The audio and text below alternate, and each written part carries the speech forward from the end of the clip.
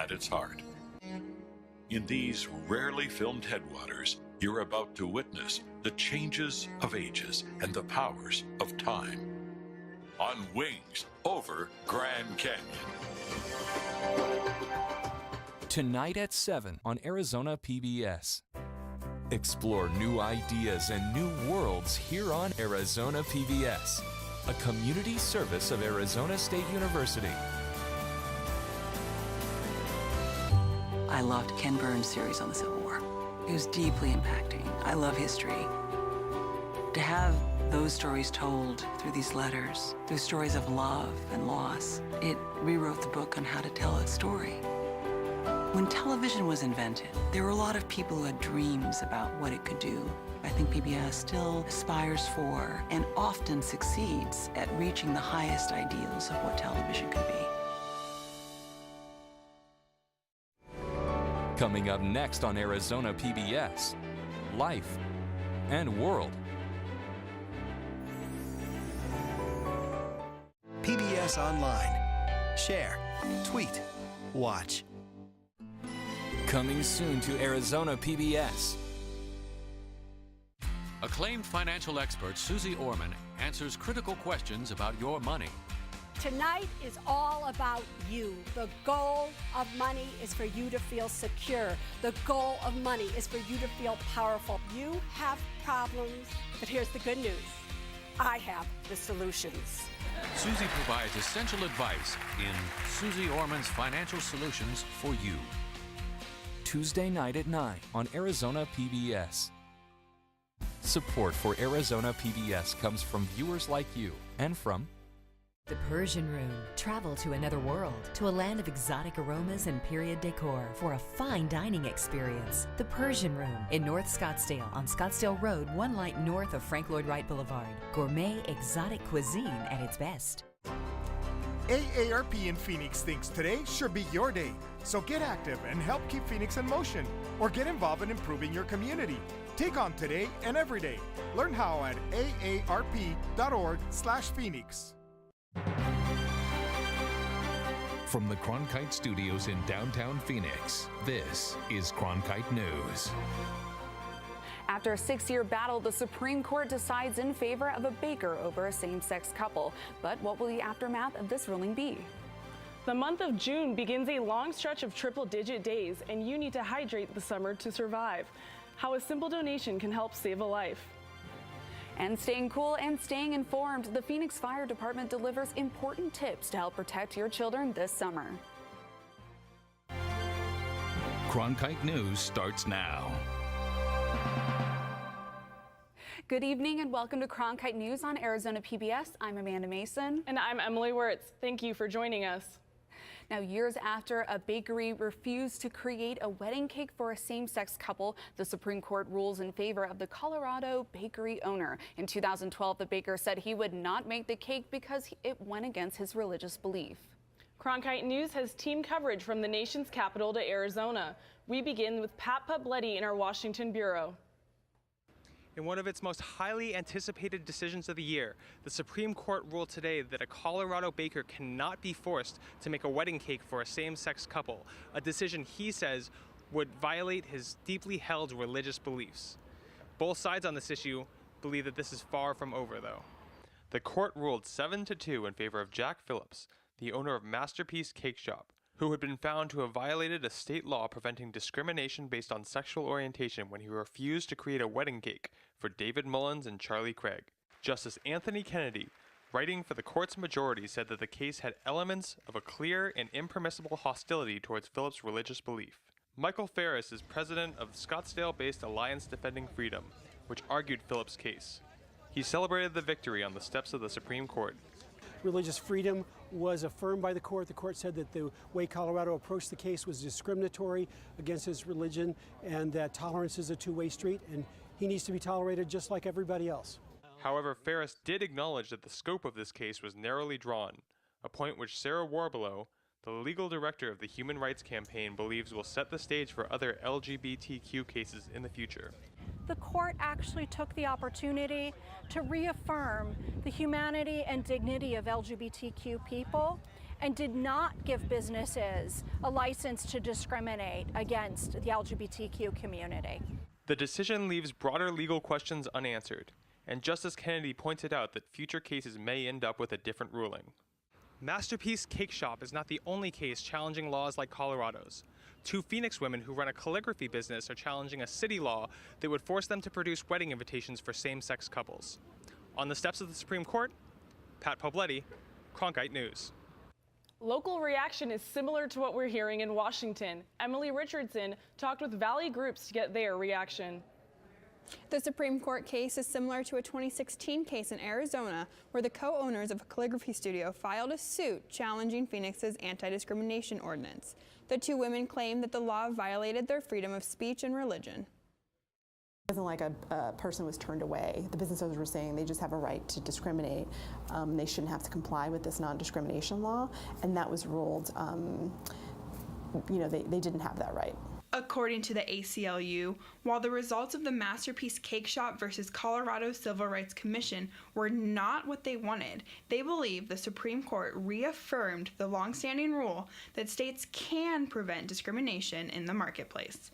ASU law professor and expert in freedom of religion and constitutional law, Paul Bender, says it's clear the Supreme Court is saying you cannot discriminate against gay couples if there is an anti-discriminatory law in your state. This guy was not just refusing to do business with a gay couple. He said, I'll sell you anything in the store, but I don't want to make a custom wedding cake for you. That raises, the court says, I think, and I think they're right, a difficult question of balancing his religious freedom against the state's desire not to have gays discriminated against. Bender also says that this ruling does not mean anything for future cases similar to this because it's specific circumstances with the Colorado court acting hostile towards the baker's religion. However, Kevin Patterson with Equality Arizona says this case proves the importance of increased federal LGBT rights. I think the best way to remove all bigotry and all forms of discrimination would be to have something at the federal level that protects all the way across the country. We reached out to the owners of the calligraphy studio in Phoenix, but they did not respond. Currently, members of the LGBT community are not protected in Arizona's statewide anti-discriminatory law. In the Broadcast Center, Emily Richardson, Cronkite News. An excessive heat warning is in effect until 8 o'clock tonight. It is recommended that all of us drink more water than usual and try to stay indoors. Do not leave your pets outside for extended periods of time. Warmer than usual temperatures up north can lead to dry thunderstorms and can easily start new wildfires.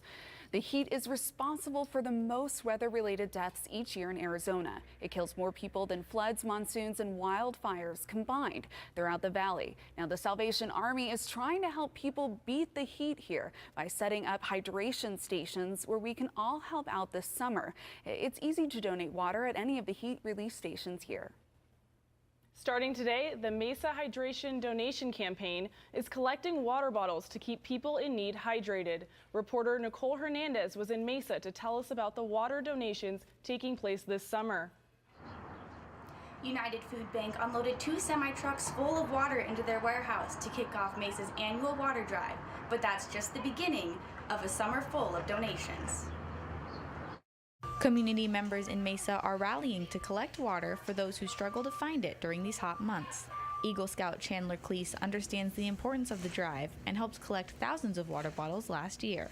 There's people every year who are dehydrated and then end up dying because of it, because of the lack of water that they don't have. The city of Mesa teamed up with United Food Bank to collect and distribute water bottles to people across the valley. Now, this is the 12th annual Mesa Hydration Donation Campaign, and their goal is 500,000 water bottles, and that equates to about 21,000 of these cases. As you know, food and water donations are down in the summertime, and so this really helps to support that effort. Donations come from willing community members and larger companies in the valley. There are several donation drop-off locations around Mesa, including the main library and Mesa Community College. It gives me like a good feeling inside, and it makes me happy to see that I could do so much for the community and help people out. The campaign still needs about 400,000 water bottles to reach their goal by the end of the summer. In Phoenix, Nicole Hernandez, Cronkite News. Now, the Arizona Department of Environmental Quality has issued another high pollution advisory for tomorrow. People most affected by ozone include children, senior citizens, and anyone with a pre-existing respiratory disease. Now, the ADEQ recommends that everyone limit outdoor activity tomorrow. Now, the Maricopa County Air Quality Department is mowing down pollution with the launch of their new lawnmower replacement program. Now, the department wants you to trade in your old gas lawnmower for a new electric one, and they'll give you a $150 voucher.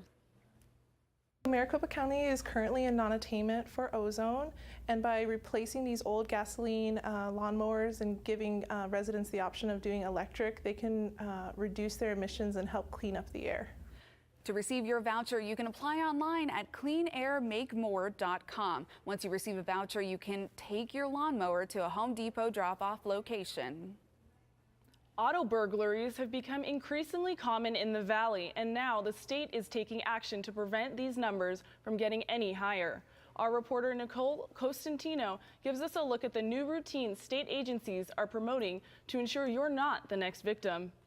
Law enforcement here in Arizona want to make sure this doesn't happen to you. That's why the Arizona Automobile Theft Authority is rolling out the new 9 p.m. routine, a nightly reminder to ensure the safety of your home and your vehicle, something AATA Director Fred Zumbo saw start in Florida and decided to bring here to Arizona. What we want our folks to do at night is to go out and check their exterior of their homes, make sure everything is secure, and to check their vehicles, to make sure their vehicles don't have their garage door openers inside while they're parked outside, that there are no weapons inside the vehicle, that there are no valuables inside the vehicle like laptops or electronic devices.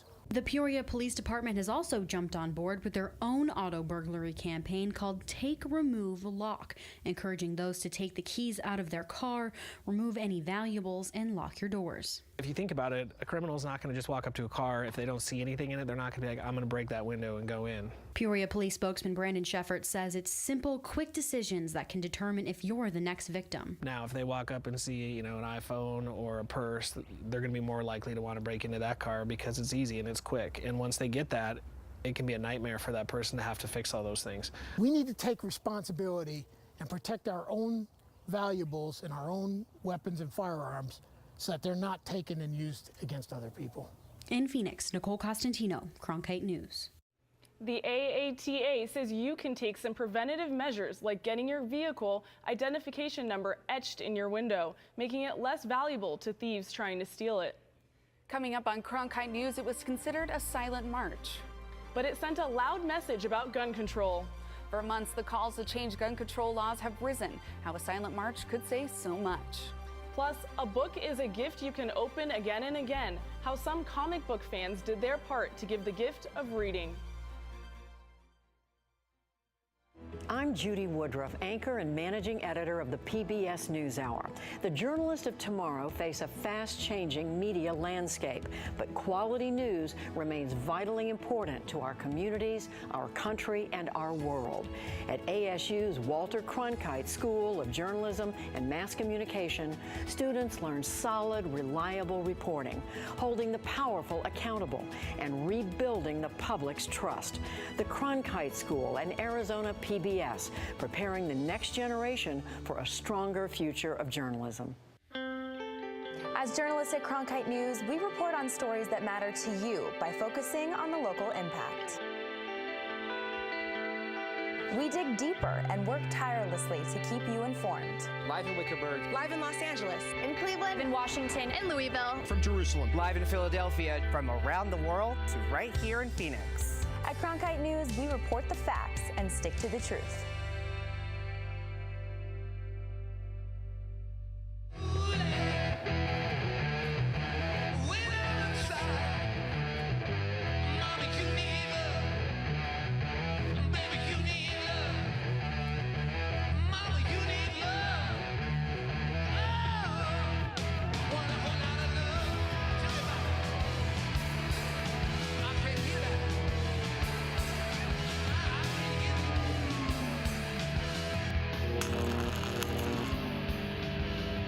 I'm Ted Simons, host and managing editor of Arizona Horizon.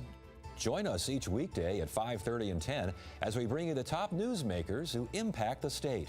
We cover the stories in depth that shape and affect our local communities, and we take the time to ensure that all voices are equally heard. For more than 30 years, Arizona Horizon has been your voice and your source for what matters most, right here on Arizona PBS. Florida students who survived the Parkland school shooting are going on a nationwide bus tour to change gun laws. The March for Our Lives Road to Change tour starts June 15th and will include 50 stops in 20 states. The campaign has not yet announced if Arizona will be part of the tour. The students say they want to expose politicians and officials who are funded by the National Rifle Association. We are excited to announce March for Our Lives Road to Change, a 2-month summer tour around the country where we will go from city to city, state to state, and connect with community to community, making sure we are going to harness and energy the passion we witnessed on March 24th and turn it into action. Organizers say they will register people to vote at each stop. Graduation for Marjorie Stoneman Douglas High School was held this past weekend. Now, in honor of National Gun Violence Awareness Day, people gathered in front of the Arizona State Capitol to participate in a silent march. Family members that were personally affected by gun violence shared their stories with me. Hare Ram, Ram Ram. Through prayers, hugs, songs, and shoes, participants honored the memories of the victims and all those touched by gun violence. Even shoes from former Congresswoman Gabrielle Giffords were placed around the tree. 5 years ago, Rosalind Adkins lost her son, Landon Stewart. My son pulled into a store with his 2 daughters and never got out of the car. He was randomly shot. He was just 24 years old. Our mom always thinks about our bundle of joy and baby blankets, but now, you know, even at his age, I could still consider him my baby. But now I have to talk about a body bag, and I no longer want to see moms continuously go through this. Adkins is determined that her son's death will not be in vain. She keeps his memory alive through his young children. Random gunfire also took Edie Smith's niece, Shannon Smith, 19 years ago. She was killed in her own backyard when a bullet dropped out of the sky. And it's amazing how people don't think that if you shoot a gun in the air, it drops at the same velocity that it left the gun. Shannon was only 14 years old. A year after her death, the legislature enacted Shannon's Law that makes firing a gun into the air a felony. Since then, the random gun shooting has dropped by about 80%. Road rage put Alejandro Rendon in a wheelchair when he was 17 years old. Someone shot at the car he was in, and the bullet traveled through the trunk and hit him in the back. I'm just so blessed and grateful that I'm still alive like this, but I'm not letting this wheelchair stop me. According to the Silent March organizers, 321 new victims are killed and wounded by gun violence in this country every day. The Silent March was sponsored by the National Silent March Organization in New York City. Now, ahead on Cronkite News, it's summer break for kids across Arizona. Every parent will tell you children are filled with energy and want to play. Coming up on Cronkite News, keeping your kids active and safe. An expert weighs in on what parents need so kids can enjoy the outdoors without the outdoors hurting them. This is my last broadcast as the anchor man of the CBS Evening News, and that's the way it is. Carrying on the baton of those who came before us, our superb team of journalists, writers, reporters, editors, producers work each and every week to tell the stories critical to you. For Arizona news that matters, tune into Cronkite News weeknights at 5 on Arizona PBS. I'm Matt Berry, ESPN Sports Center anchor and graduate of ASU's Walter Cronkite School of Journalism and Mass Communication. With its bachelor's and master's degrees in sports journalism, the Cronkite School is preparing the next generation of sports journalists to tell stories that matter, stories that excite, inspire, and inform. Cronkite immerses students in covering sports at all levels in one of the country's top sports markets. It's this hands-on experience under the guidance of award-winning sports media veterans that shape the top journalists of tomorrow. By the year 2050, there will be more plastic in the ocean than fish. Before Professor Halden, I had an insane amount of passion, but I almost felt helpless because I didn't know how to use it. Professor Hall didn't give me a chance to make a difference. Being at a place like ASU allows you to take these big leaps. Ultimately, the biggest problems in the world cannot be solved alone. There's a heat advisory in place across Arizona. Amanda, what's the weather looking like for the week? Well, right now it's still pretty hot outside. We have 101 degrees. It's mostly sunny, low winds, but we're going to continue on to look at our highs that were happening today. Still 109 down there is our highest, 107 in Phoenix. Up above, it looks like we're pretty good there in Flagstaff at 82, so they're doing all right. But don't forget the excessive heat warning. It goes until 8 p.m. tonight, and there's also an ozone preparation that you need to take for tomorrow. So as you can see right now, we're really tagging it right here in Phoenix. So we continue through, and the lows tonight are going to be around 78 degrees. It's going to be clear. It's going to start getting warmer still at 7 p.m. around 105, and then at 9 p.m. it's going to be 97, so it's going to continue to drop.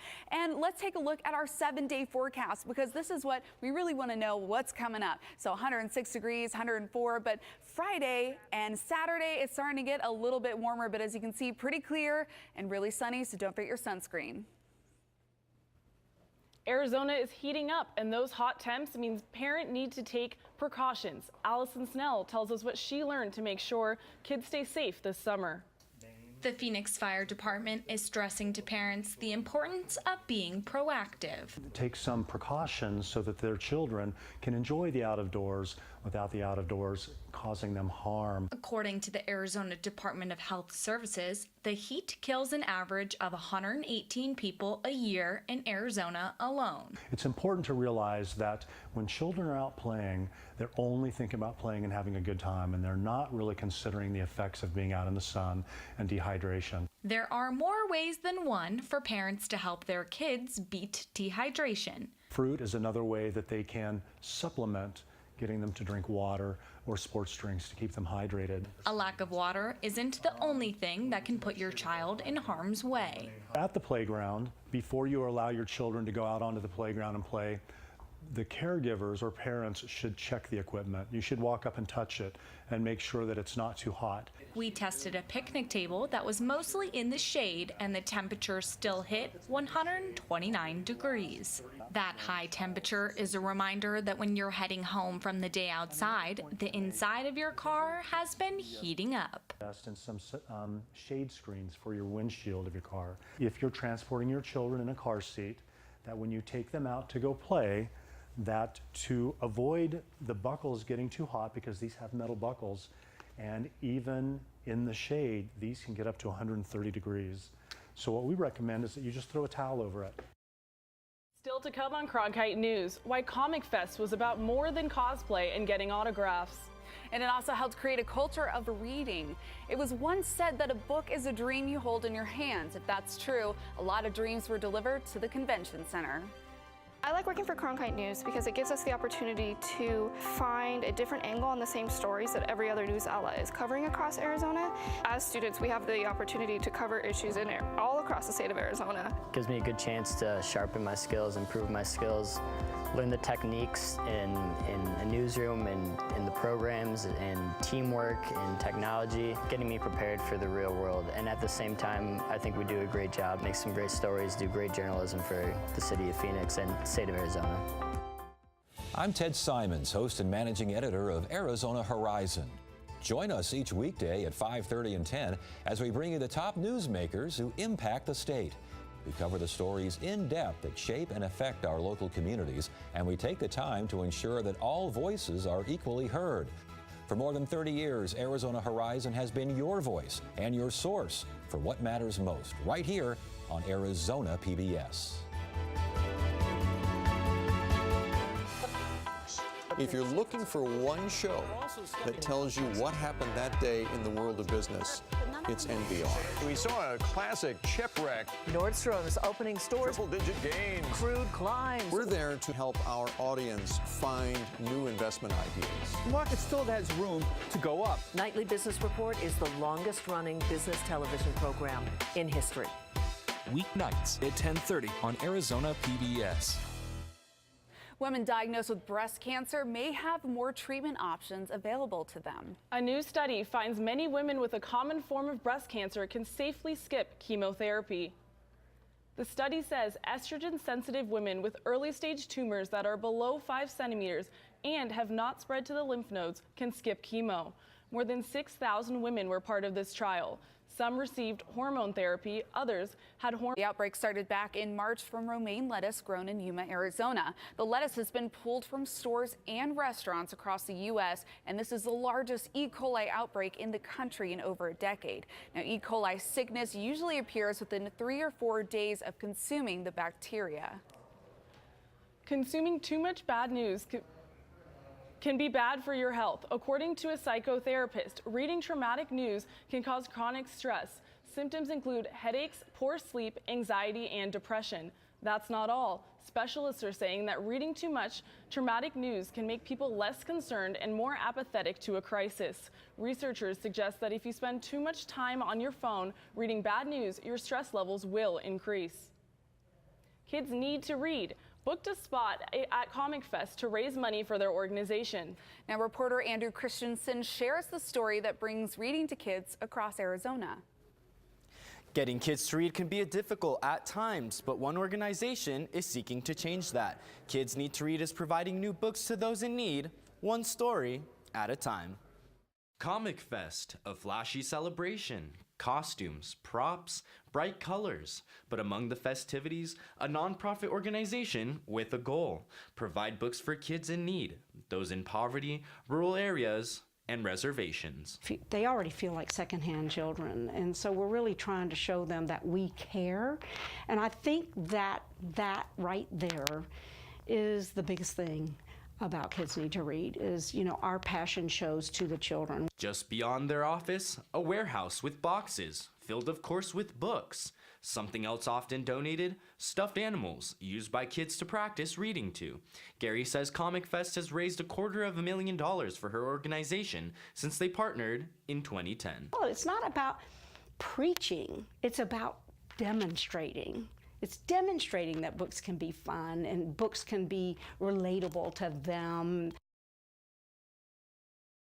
We understand that comics are a great door opener to literacy for children. But our programs are very high energy, and once we get going on these programs, they're very kooky and zany, and they get drawn right into it. Gary says they give new books to the children. They feel it shows them they're worthy of more than hand-me-downs. When I go visit kids, they can tell I care about them, and it's so important. In Mesa, Andrew Christensen, Cronkite News. If you want to make a donation, visit kidsneedtoread.org. In the broadcast center, Andrew Christensen, Cronkite News. Cronkite News is proud to be the news division of Arizona PBS. Here's what's coming up on Arizona Horizon and PBS NewsHour. Coming up on the next Arizona Horizon, a special Grand Canyon edition as we look at the diversity, tourism, and even the bison at the national park. A Grand Canyon special on the next Arizona Horizon. I'm Judy Woodruff on the next NewsHour. The fight for the soul of the Democratic Party as it is playing out in Iowa's primaries. That's Monday on the PBS NewsHour. That's it for Cronkite's News Tonight. Thank you for joining us. And for top Arizona stories anytime, go to cronkitenews.azpbs.org.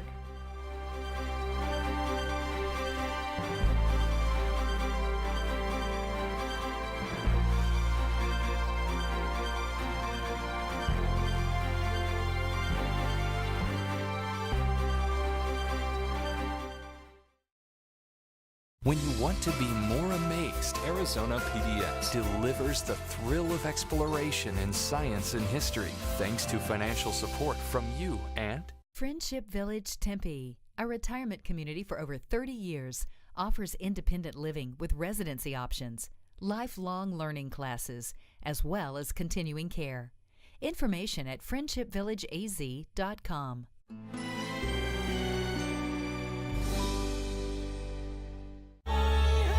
Celtic Thunder returns with an all-new mesmerizing show. I'm on the street where you live. Celtic Thunder X. is far the way you love. Celebrating 10 years with Celtic Thunder. Don't miss Celtic Thunder X on public television. Tonight at 8 on Arizona PBS. Explore new ideas and new worlds here on Arizona PBS, a community service of Arizona State University.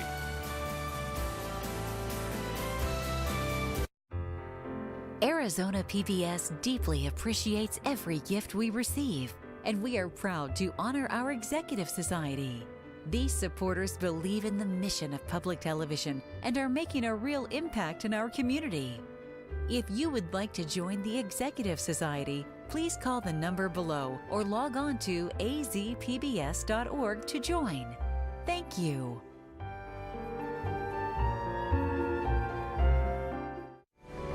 Coming up next on Arizona PBS, Life and World.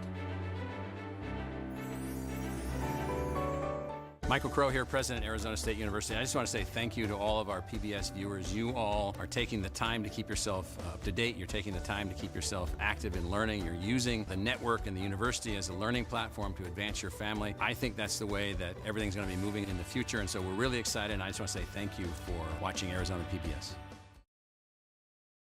Arizona PBS would like to thank Lou Malnati's Pizza for their support of public television in Arizona.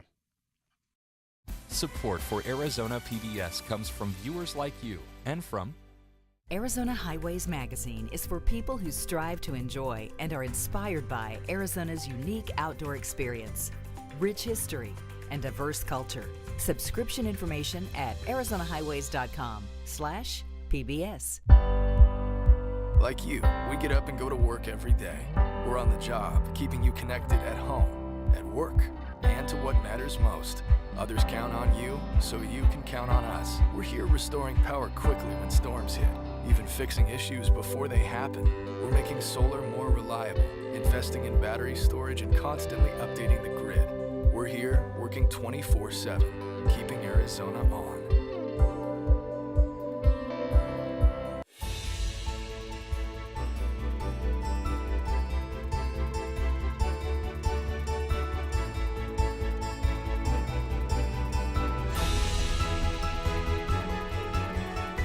Coming up next on this special Grand Canyon edition of Arizona Horizon, we'll hear about new projects planned for the Grand Canyon, including a celebration of its 100th year.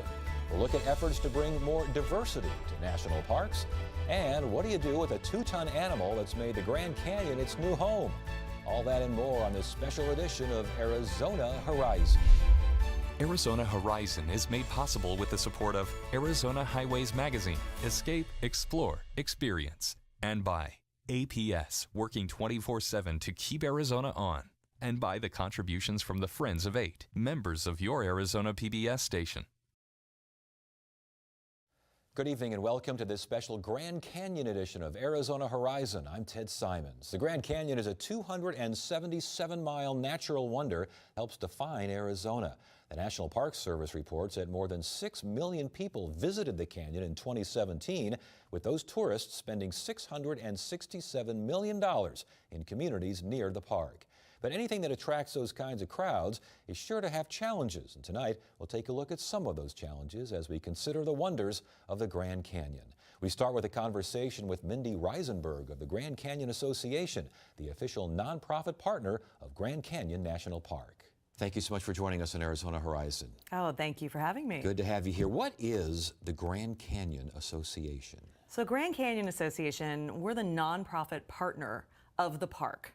So many of the larger parks like Yosemite and Yellowstone, we all have park partners that help to provide funding through memberships that is not covered by the federal government. Okay, so with that in mind, you got a big old celebration with the Grand Canyon coming up next year. 100 years as a national park, huh? Yes, 100 years. The actual birthday is February 26th, 2019. And what do you got planned now? What are the I mean, there's a lot going on, I gotta think. Right, and we'll be doing activities throughout the entire year. Of course, around what we call Founders Day on February 26th, there will be celebrations up at the park. Sometimes there's snow, sometimes there's not, so you can take your chance with that. And through the summer, in conjunction with our Star Party, we'll have a Summer Fest. So that should be a lot of fun as well. All right, so a lot of things going on. Let's just talk about the canyon in particular here, or in general, if you will. 6 million visitors last year? 6.25 Oh my million goodness visitors. gracious. Can the canyon handle that? So yes, the canyon can handle that. We want people to come. We don't want to stop people from coming, and we'd hate to limit visitation in any way. Basically, what we'd like to do is spread it out a little bit more evenly. And so the people who maybe could decide to come at a different time of the year and have an easier time of making that change, we'd encourage them to do so. We also encourage people to just come through different entrances at the park so that it's not as busy, where the South Rim entrance at the Village is usually the busiest entrance. You can also come in through Cameron and come in through Desert View. All right, with that in mind though, the times of the year, the big time, we're in it right now, aren't we? We have just started. Yeah. All right. So are there better times of the year to go? Absolutely. For us Arizonans who can drive up there and spend 4 or 5 hours from Phoenix and get up there. Absolutely. And you can go, I mean, winter, fall, people think that, you know, maybe the weather won't be great, but I will tell you that even if there is some weather, there are some of the most stunning views you're ever going to see, and it's going to be so different than the experience you're going to have in the summer. And all the postcard shots and everything. Okay. Yeah. As far as days of the week, again, here in Phoenix or in Arizona in general, a day trip up there, better days than others? Weekdays. Any weekday? I would say probably Monday, Tuesday. All right, so you're not locked in a battle trying to get through the gates there for 30 minutes or something? Well, you know, you could in the busy times, but come early. That's my advice. Is really? Just get up, get in the car, and get there early, or spend the night in Flagstaff and then get there. How long a trip from Flagstaff? An hour and 15. That's all? Yep. On a good day. On a good day. Yeah. Talk about the visitors. How many, just in general, domestic as opposed to international? Wow, so we have so many international visitors.